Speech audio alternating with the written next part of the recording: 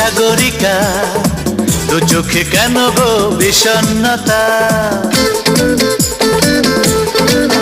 ও গো সাগর পারের মেয়ে সাগরিকা, দু চোখে কেন গো বিষণ্ণতা? উড়িয়ে এলো চুল নিথর দাঁড়িয়ে আছো বিরহী কবির লেখা। তুমি কবিতা, তুমি কবিতা, তুমি কবিতা, তুমি কবিতা। ও গো সাগর পারের মেয়ে সাগরিকা, দু চোখে কেন গো বিষণ্ণতা?